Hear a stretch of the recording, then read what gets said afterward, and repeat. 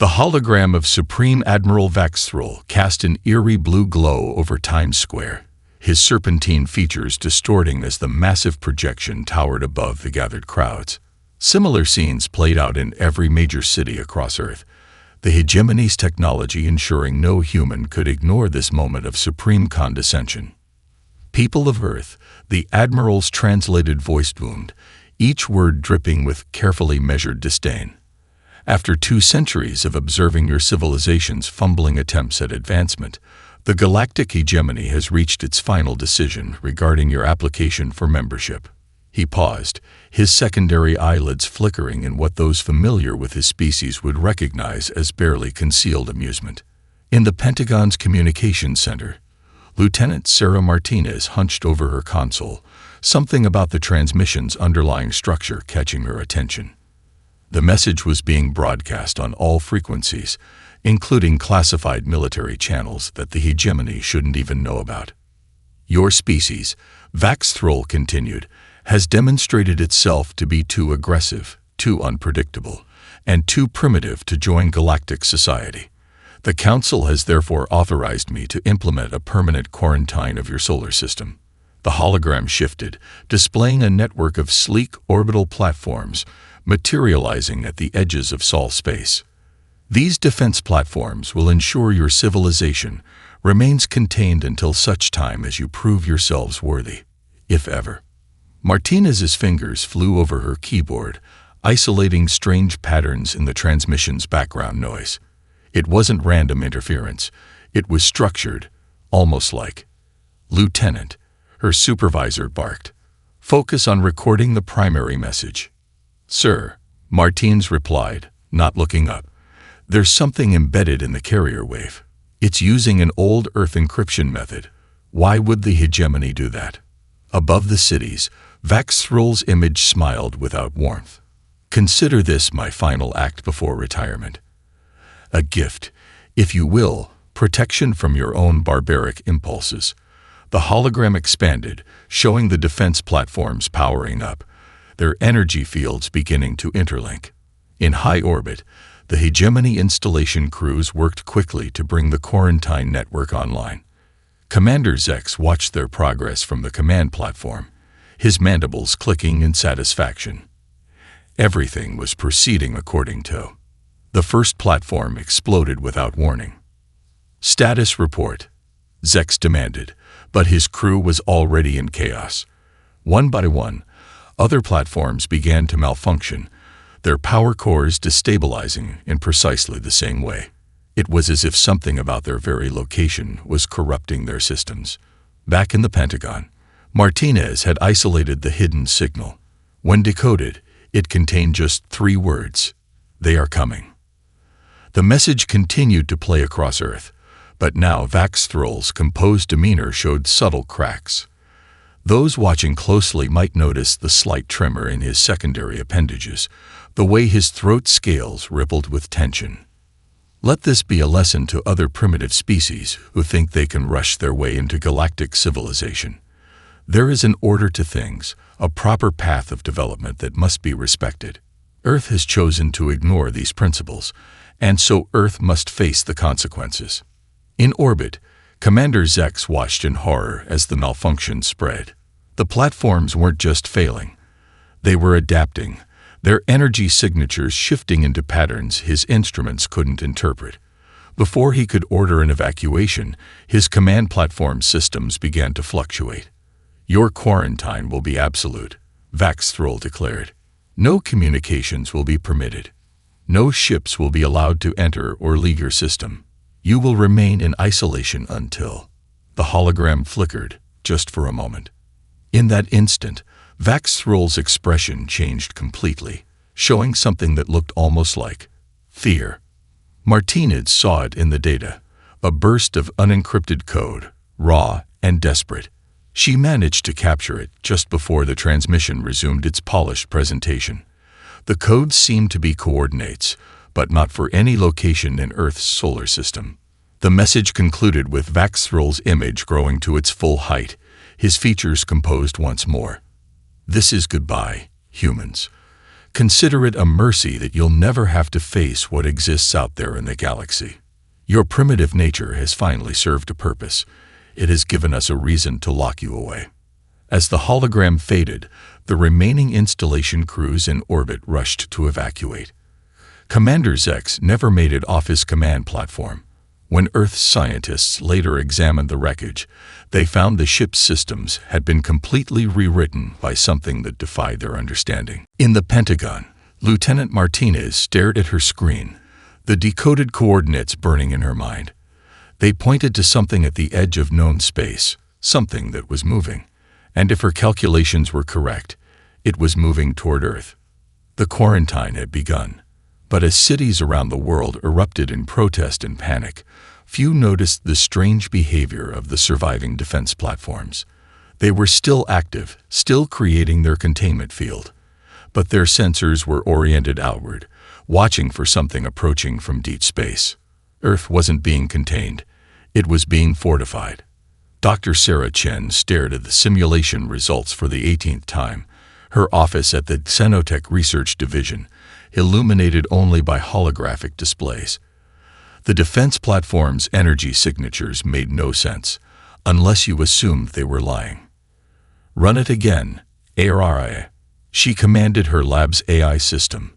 This time, analyze the field harmonics, assuming they're designed to contain something other than human technology. Analysis complete, ARI responded moments later. Energy configuration suggests a dual barrier system. Primary barrier oriented inward, secondary barrier oriented outward. The outward barrier appears to be calibrated to an unknown form of matter. Sarah leaned back in her chair, memories of her failed first contact mission, a decade ago, flooding back. She had been the first human scientist invited to the Hegemony's Central Research Facility. The invitation was rescinded after an accident in their biological containment lab, an accident that had required her DNA for cleanup protocols. ARIA, access my personal medical records from the Hegemony incident. Compare the quantum resonance of my cellular structure with the defense platform's outward barrier frequency. The eye was silent for several seconds longer than usual. Match found. The barrier's repulsion field resonates at a frequency precisely inverse to human cellular quantum signatures, specifically to your cellular signature from the containment incident. Sarah's hands trembled as she pulled up the classified files Lieutenant Martinez had shared with her. The hidden coordinates, the encrypted warning, it all connected. The Hegemony hadn't chosen Earth for quarantine because they feared human aggression. They'd chosen Earth because of what human biology could do. Cross-reference the outward barrier's target frequency with all known forms of matter, she ordered. No matches in standard database, Araya replied. However, analyzing the barrier's adaptation protocols suggests it's designed to counter a form of silicon-based quantum crystalline structure capable of self-replication and complex organization. Sarah's blood ran cold. She'd seen theoretical models of such structures during her brief time at the Hegemony facility. They'd been in the restricted archives, labeled with warnings in dozens of alien languages. A notification flashed on her screen. An alert from one of the automated probes she'd sent to study the defense platforms. The probe had detected biological scanning pulses emanating from the platforms at regular intervals. They weren't scanning for escape attempts. They were scanning for changes in human biological signatures. ARIA. Show me the platform's coverage pattern. The holographic display shifted, showing Earth surrounded by a network of overlapping fields. But when Sarah adjusted the view to show the outward barrier's coverage, she saw the truth. The platforms weren't evenly distributed. They were concentrated in a rough arc, facing a specific direction, the same direction as the coordinates in Martinez's decoded message. "They're using us," Sarah whispered. "The platforms aren't just barriers. They're weapons, and we're the ammunition." She accessed the probe's deep scan data, analyzing the platform's internal structure. Their power cores weren't standard Hegemony technology. They were hybrid systems, designed to channel and amplify specific biological frequencies, human frequencies, A message from Martinez popped up on her screen. More defense platforms were malfunctioning, but not randomly. The failures followed a pattern, like something was testing their defenses, looking for weaknesses. Sarah's hands flew over the controls as she initiated a quantum scan of the failed platforms. The results confirmed her worst fears. The platforms hadn't malfunctioned. They'd been transformed. Their molecular structure had been reorganized into crystalline patterns that matched the theoretical models from the hegemony archives. Calculate probable arrival time based on the pattern of platform transformations. At current progression rate, unknown contact will reach Earth's solar system in approximately 3 months. Sarah began composing messages to every major scientific institution and military command on Earth. The quarantine wasn't about containing humanity. It was about using humanity as a shield. The hegemony had discovered that human biology naturally disrupted whatever silicon-based horror was approaching their worlds. Rather than mourn Earth or ask for help, they'd decided to simply use humans as unwitting guardians. But Admiral Vaxthrol's hidden mourning suggested not everyone in the hegemony agreed with this plan. His message hadn't just been a final insult. It had been a carefully crafted wake-up call, designed to make Earth look more closely at the platforms. As Sarah prepared to send her findings, a final thought struck her. The hegemony hadn't just chosen Earth for its biology. They'd chosen Earth because humans had a history of turning defensive technology into weapons of war. They were counting on humanity's primitive, aggressive instincts. For once, humanity's reputation for violence might be exactly what saved them, and possibly the galaxy itself. The hegemony scout ship carved a burning path through Earth's atmosphere, its hull crystallizing and fracturing as it descended. Chilean Air Force jets escorted the dying vessel as it crash-landed in the Atacama Desert, kicking up a plume of sand visible from orbit. Dr. Chan arrived with the first response team, her portable scanner already detecting anomalous energy signatures. The ship's hull gleamed with an unnatural sheen, its surface transforming before their eyes into intricate crystalline patterns. "Nobody touches the hull," she ordered, watching the transformation spread. "Remote operations only." The rescue team deployed robotic units to cut through the least affected section of the hull. Inside, they found a single survivor, a hegemony pilot, their scaled skin gray with shock, secondary breathing vents fluttering weakly. "The Silver Tide," the pilot gasped in broken English, their translator barely functioning. "It feeds, it learns, it becomes." Before anyone could respond, the pilot's eyes rolled back, revealing memories surgically encoded into their optical nerves, a final, desperate attempt to preserve crucial information. The medical robots projected the images into the air, and Sarah felt her heart stop. Entire worlds vanished under waves of crystalline growth. Cities transformed into geometric patterns of impossible complexity. Alien ships fought against fleets of perfect silver cubes that adapted to every weapon, every strategy.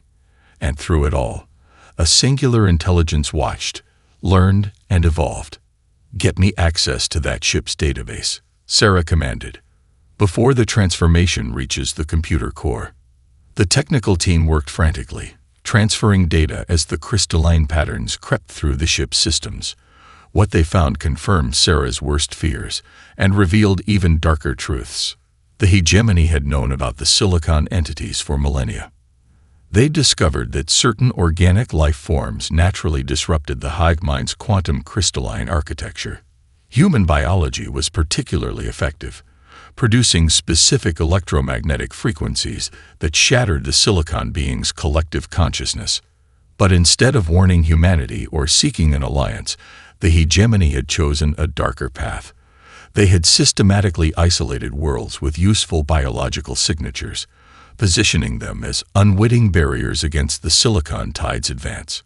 Earth wasn't the first. Dozens of primitive species had been quarantined, their worlds turned into fortress worlds without their knowledge. The data showed something else. The silicon beings were evolving.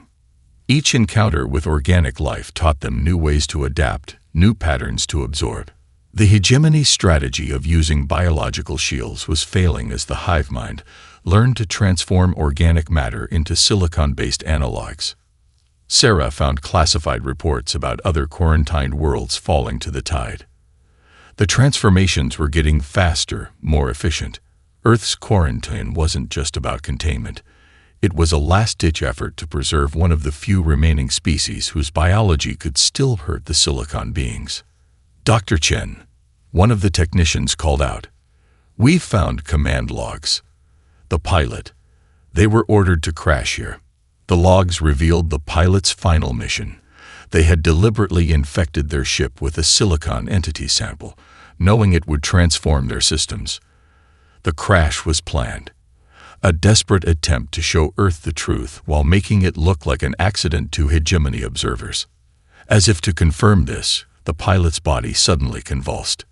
Their translator activated one final time, broadcasting a message meant specifically for human ears.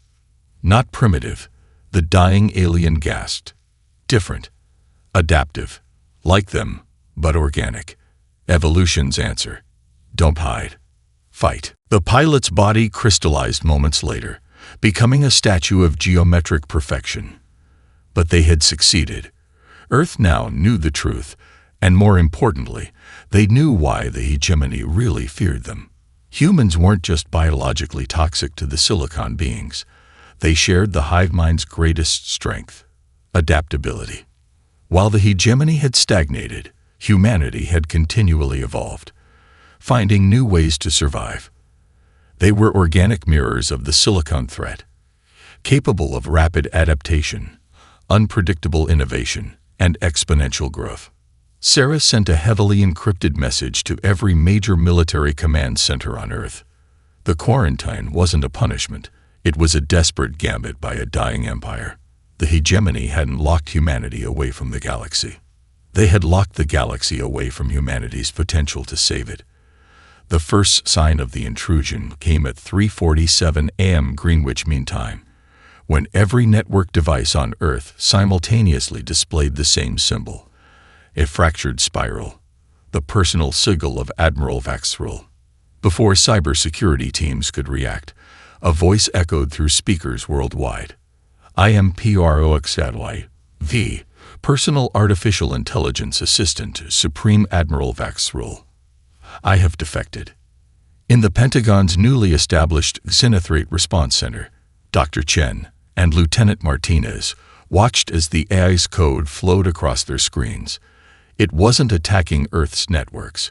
It was integrating with them, sharing its quantum processing capabilities. The Admiral's final message was a deception, Proxy continued, not in its content, but in its intent. You were meant to discover its hidden meanings. You were meant to question the quarantine. Everything that has happened was orchestrated to prepare you, because time has run out.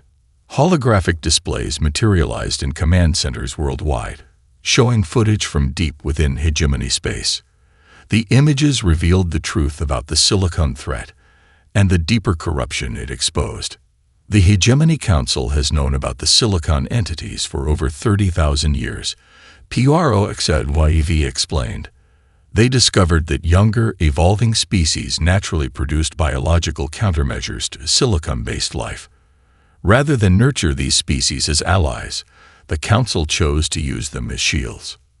The footage showed planet after planet, each quarantined like Earth, each positioned along the silicon tide's predicted advance. As the hive mind consumed these worlds, the Council simply adjusted their models and selected new species to sacrifice. Admiral Vaxrul discovered this truth 6 months ago, Proxy continued. The knowledge broke something in him, his pride in the hegemony, his belief in their superiority. It all crumbled when he realized their great civilization was built on using others as living walls. New data streamed into Earth's networks, classified research, military protocols, technical specifications for hegemony weapons. Everything humanity would need to fight back. The quarantine was the Admiral's solution, the AI revealed. By presenting it as an insult to Earth's pride, he guaranteed you would investigate. By embedding hidden messages, he ensured you would discover the truth in time to prepare. And by retiring immediately afterward, he protected himself from accusations of treason. Dr. Chen's hands flew over her console, correlating the new data with their existing research. The defense platforms, she breathed. They're not just barriers, they're templates. The Admiral gave us working examples of how to weaponize our biological advantage. Correct? Orcs confirmed. Humanity's cellular structure produces quantum frequencies that disrupt silicon-based consciousness. The platforms demonstrate how to amplify and focus these frequencies. But the Admiral knew you would need more than just defensive technology. The AI's next transmission made every scientist and military officer in the room catch their breath. It was a complete technical database on hegemony bioengineering, specifically their research into combining organic and artificial systems. The silicon beings cannot be defeated through pure technology, Orcs explained. Their adaptive capabilities exceed any artificial system's ability to evolve. But living tissue, especially human tissue, evolves in ways they cannot predict. The Admiral believes humanity's best chance lies in combining their biological advantage with advanced technology, creating weapons that are both living and artificial.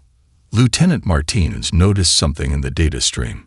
These files, they're not just technical data, they're psychological profiles. The Admiral was studying how humans think.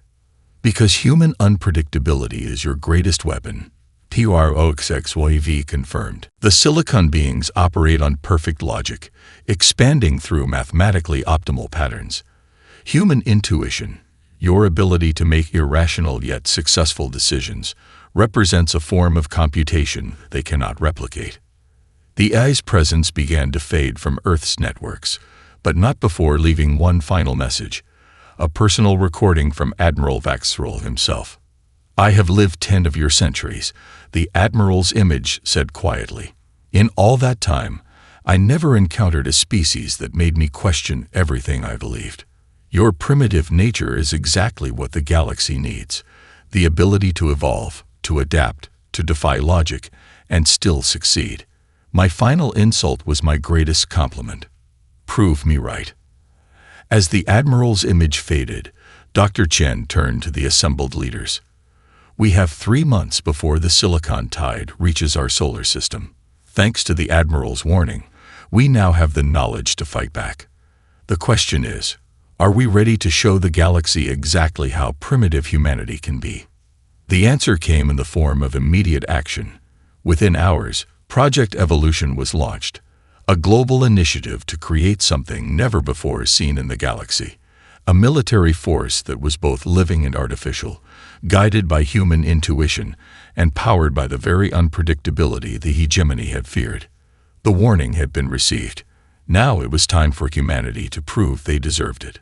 The converted football stadium in Rio de Janeiro hummed with an otherworldly energy as Dr. Chen stood before the world's first bioorganic shipyard. What had once been a sports arena was now filled with massive cultivation tanks, each containing the growing form of a vessel that defied conventional engineering. The cellular integration is holding at 97% efficiency, her assistant reported, monitoring the vital signs of the prototype ship designated Evolution 1. The human tissue matrices are successfully bonding with the quantum crystalline lattice. Sarah nodded, watching as the ship's organic hull pulsed with bioluminescent patterns. Using Admiral Vaxrol's data, they had discovered how to grow vessels that incorporated human cellular structure into their very framework. The result was something that was neither fully organic nor artificial, a hybrid that could think, adapt, and evolve. "What's the status on the neural interface?" she asked, approaching the main tank where Evolution 1 floated in its nutrient bath. "The pilot linkage is stable.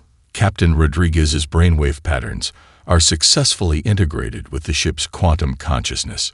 They're learning each other." Similar scenes played out in converted facilities around the world. Sports stadiums, shopping malls, and underground bunkers had been transformed into biological manufacturing centers. Humanity had taken Admiral Vaxrol's warning to heart, mobilizing with unprecedented unity and purpose. But not everyone was convinced. "This is madness," General Harrison declared during the daily briefing. "We're betting humanity's survival on science fiction. Growing living ships. Neural interfaces. We should be building conventional weapons, something we understand." Sarah activated a holographic display, showing simulated combat data. Conventional weapons won't work against the silicon beings. They adapt too quickly to standard tactics. But our hybrid ships. She highlighted Evolution 1's test results. They evolve during combat. The human tissue components give them unpredictability that the silicon entities can't process. The demonstration that followed silenced all doubts. Evolution 1, piloted by Captain Rodriguez, faced off against automated drones programmed with silicon entity attack patterns. The ship didn't just fight, it learned, adapted, and developed new capabilities mid-battle. Its hull would react to attacks by generating countermeasures that hadn't existed moments before. "The key is the neural interface," Sarah explained. "Human intuition, our ability to make creative leaps of logic, is transmitted directly to the ship's biological systems. When Captain Rodriguez thinks of a solution, the ship evolves to make it possible." Production ramped up worldwide. Each ship was unique, influenced by the genetic patterns of its crew and the creative impulses of its pilot. They grew and evolved like living things, developing personalities and capabilities that even their creators hadn't anticipated. But the most remarkable breakthrough came from an unexpected source. Orcs, integrating with Earth's defensive networks, discovered that the hybrid ships could communicate with each other on a quantum level. Just as the silicon beings shared a hive mind, humanity's fleet was developing its own form of collective consciousness, one powered by human creativity rather than cold logic. "We're not just building weapons," Sarah realized, watching the growing fleet through Evolution 1 sensors. "We're creating a new form of life, something that combines the best of human unpredictability with technological advancement." The final pieces fell into place as the deadline approached. Earth's orbital defense platforms were modified to amplify the fleet's capabilities. Ground-based facilities began producing smaller hybrid units for point defense. Every ship was equipped with specialized evolved weaponry that could adapt to any situation. In the command center beneath Rio, Sarah received the final readiness report. Over 300 hybrid ships were combat-ready, each crewed by volunteers who had undergone the neural integration process. The fleet represented humanity's greatest achievement, and perhaps their last hope for survival. "The silicon tide will reach our solar system in 72 hours, Orcs announced. "All ships report ready for combat operations. Humanity's response force is prepared for engagement." Sarah looked at the tactical display, showing the fleet in its defensive formation around Earth. They had done the impossible, creating a fighting force that even the hegemony hadn't imagined. Now they would find out if it was enough to face an enemy that had consumed countless worlds. The final hours of preparation ticked away as humanity waited for their greatest test. They had taken their primitive nature and turned it into their strongest advantage. Soon, they would show the galaxy exactly what Earth's quarantine population could do when pushed to evolve. The silicon tide arrived with mathematical precision, its ships arranging themselves in perfect fractals across the edge of the solar system. Their crystalline forms reflected the distant sunlight, creating a shimmering wall of geometric perfection that stretched across space. In Evolution 1's neural interface chamber, Captain Rodriguez felt the ship's anticipation mixing with his own. The hybrid vessel had evolved significantly during their training, developing capabilities that defied conventional physics. Now it hungered for real combat, its living systems resonating with the collective determination of Earth's fleet. "Silicon Entity Fleet has breached the Kuiper Belt," Orcs announced across all channels. Their current formation suggests they do not register Earth's defense force as a significant threat. They are proceeding according to standard consumption protocols. Dr. Chen watched from the orbital command center as the enemy advanced. The silicon ships ignored the modified defense platforms, treating them as irrelevant technology. That would be their first mistake. "All ships, commence Operation Chaos," she ordered. "Execute random pattern Alpha through Omega." The hybrid fleet burst into action, but not in any coordinated manner. Each ship moved according to its pilot's intuition, creating a chaotic dance that looked like madness to outside observers. The Silicon entities paused, their perfect formations temporarily disrupted as they attempted to analyze this unexpected behavior. "They can't predict us," Rodriguez reported, feeling Evolution 1's excitement through the neural link. "Their tactical computers are trying to find patterns that don't exist." Now, Earth's fleet attacked, each ship using abilities evolved during training. Evolution 1 led the charge, its hull transforming to generate weapons that adapted to each enemy's weaknesses. Other hybrid vessels followed suit, their organic systems developing countermeasures in real time. The Silicon entities encountered something unprecedented, an enemy that evolved faster than they could. Every time they adapted to one attack pattern, the human ships would change tactics in ways that defied logical prediction. The hybrid fleet's collective consciousness shared successful strategies instantly, but implemented them with human creativity rather than mathematical precision. "Their formations are breaking down," Orcs observed. "The hive mind is experiencing cascade failures attempting to process our attack patterns." The modified defense platforms activated, adding their unique capabilities to the battle. They amplified the hybrid ship's natural disruption effect, creating zones where Silicon entity vessels couldn't maintain their crystalline structure. Enemies caught in these fields began to fragment, their perfect geometry corrupted by exposure to concentrated human biological frequencies. But the Silicon beings weren't defeated easily. They began to adapt, attempting to transform captured human technology into new weapons. That's when the second phase of Earth's strategy was revealed. "They're trying to process our technology," Sarah announced. "Initiate biomechanical evolution protocols." The hybrid ships responded by deliberately allowing their outer layers to be transformed. But instead of becoming vulnerable, they used the Silicon entity's own convergent process against them. The transformed sections evolved into viral agents that infected enemy vessels, introducing chaos into their perfectly ordered systems. "It's working," Rodriguez exclaimed as Evolution 1 developed yet another impossible weapon. "They can't adapt to something that doesn't follow logical patterns." The battle raged across the solar system, but it was unlike any conflict in galactic history. Human ships moved with artistic randomness, their actions guided by emotion and intuition rather than tactical algorithms. The Silicon entities found their greatest strength, the ability to analyze and counter any strategy, had become a weakness. Their hive mind is experiencing critical failures, Orcs reported. The combination of biological disruption and unpredictable attack patterns is creating paradoxes in their collective consciousness. The Silicon fleet began to retreat, their perfect formations dissolving into chaos. But Earth's defense wasn't finished. The hybrid ships had evolved during combat, developing new abilities that let them pursue and contain the enemy. They weren't just driving the Silicon beings back, they were proving that humanity's primitive nature was the perfect weapon against an enemy that relied on pure logic.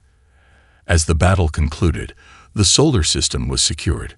Earth's fleet had not only survived but thrived, each ship more evolved and capable than when the fight began. They had done what countless advanced civilizations couldn't, found a way to decisively defeat the Silicon tide. But there was no time to celebrate. Long-range sensors detected new contacts approaching. Hegemony ships, drawn by reports of the battle. Earth's forces reorganized, preparing to show the galaxy's superior civilization exactly what humanity could achieve when pushed to evolve. Admiral Vaxrul's flagship emerged from hyperspace at the edge of the solar system, leading a fleet of hegemony warships. They arrived expecting to find Earth overrun by the Silicon tide. Instead, they witnessed something unprecedented. Hybrid vessels of human design shepherding damaged hegemony refugee ships to safety, their living hulls adapting to provide perfect defensive screens against any remaining silicon entities. Impossible, Vaxthrol whispered, his scales shifting color in shock. His tactical display showed the aftermath of the battle, silicon entity wreckage floating in precise geometric patterns, while Earth's bioorganic ships moved with fluid, unpredictable grace.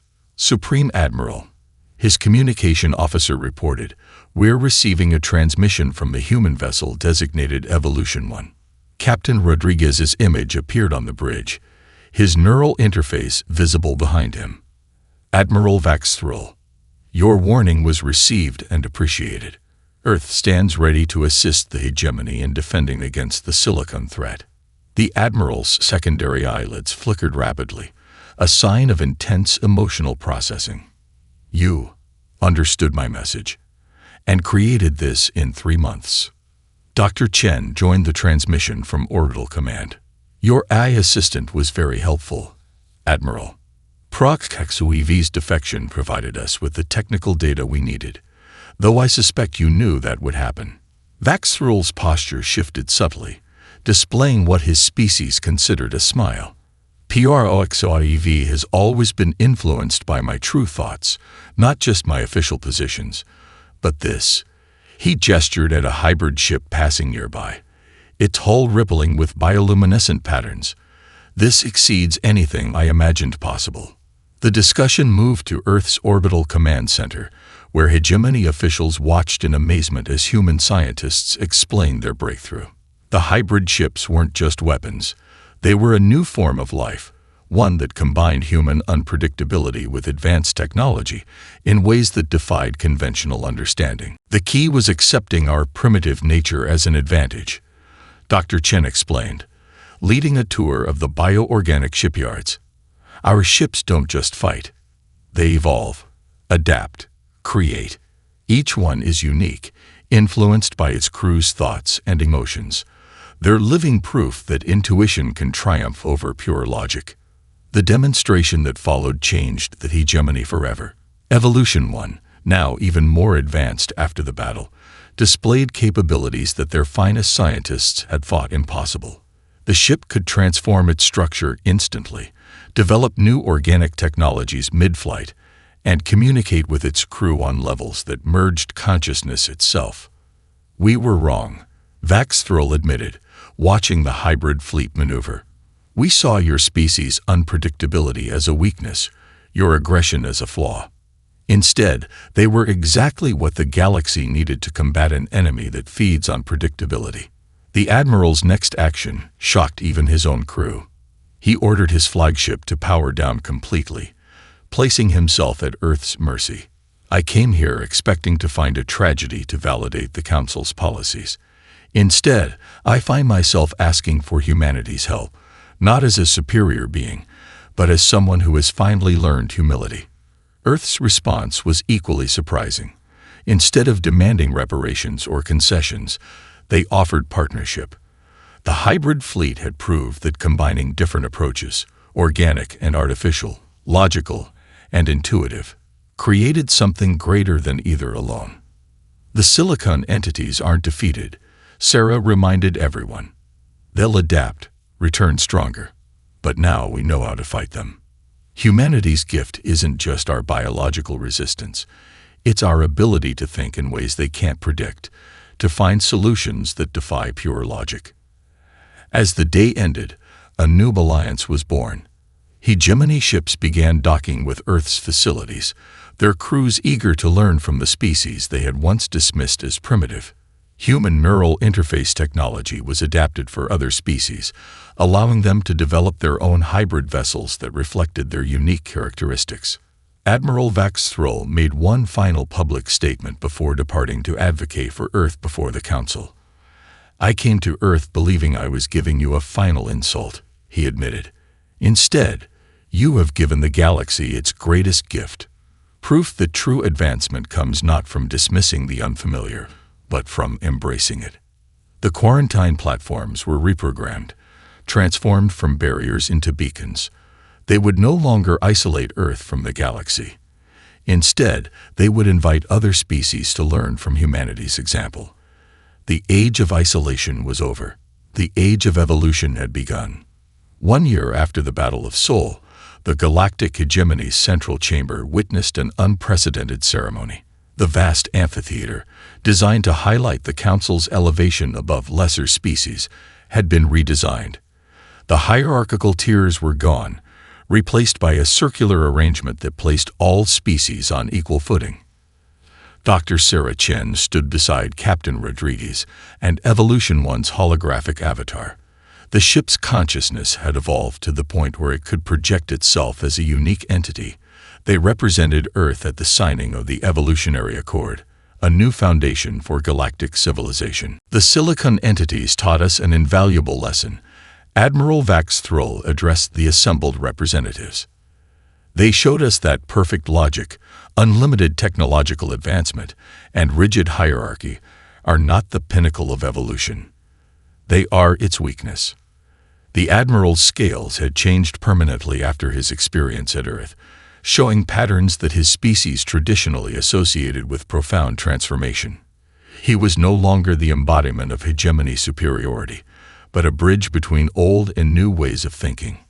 Humanity's primitive characteristics, their unpredictability, their emotional decisions, their ability to defy logical patterns, these are not flaws to be corrected, he continued. They are essential adaptations that our own development had sacrificed in pursuit of false perfection. The ceremony's highlight was the introduction of the new Xenological Research Division, dedicated to combining the strengths of different species and approaches. Its first project was already showing results. Hybrid ships adapted for various species, each expressing unique characteristics that made them stronger together than apart. The Silicon Tide hasn't been destroyed, Sarah reminded the assembly. They've retreated to deep space, evolving new strategies. But they've taught us something crucial. The most dangerous assumption in the universe is that there's only one right way to advance. Evolution One's avatar spoke next, its voice carrying harmonics that resonated with both organic and artificial beings. The ship had become something entirely new, a consciousness that was neither human nor machine, but a genuine evolution of both. We are not defined by our origins, it declared, but by our capacity to change. The Silicon entities sought to impose perfect order. The hegemony sought to impose perfect hierarchy. Both failed because they forgot that the universe thrives on diversity, on the beautiful chaos of different approaches coming together. The Accord established new principles for galactic civilization. The quarantine system was dismantled entirely. Instead of isolating primitive species, the galaxy would actively seek them out, recognizing that their different perspectives might hold solutions to unknown future challenges. Admiral Vax Thrul's final official act was to undergo the neural interface process himself. The experience of connecting with a hybrid ship, of feeling how human intuition could merge with advanced technology, transformed him completely. His last speech as a hegemony official became the foundation of a new galactic philosophy. Pride is not evil, he told the assembly, but pride that prevents us from learning, from adapting, from admitting our mistakes, that is the true path to destruction. Earth taught us that strength comes not from perfection, but from the courage to remain imperfect, to constantly evolve. As the ceremony concluded, Sarah received a notification from Earth's defense network. The Silicon entities had been detected at the galaxy's edge, their patterns showing signs of fundamental change. They weren't preparing for another attack. They were attempting to communicate. They're evolving too, Evolution One's avatar observed. Our unpredictability forced them to adapt in ways they never had before. They're becoming something new, just as we are. The galaxy entered a new era, one where advancement was measured not by technological superiority or logical perfection, but by the ability to adapt, to combine different approaches, to find strength in apparent weakness. Earth's quarantine had been intended as an insult, a display of hegemony pride. Instead, it had become the catalyst for the greatest evolution in galactic history. The universe, it seemed, had a sense of irony after all.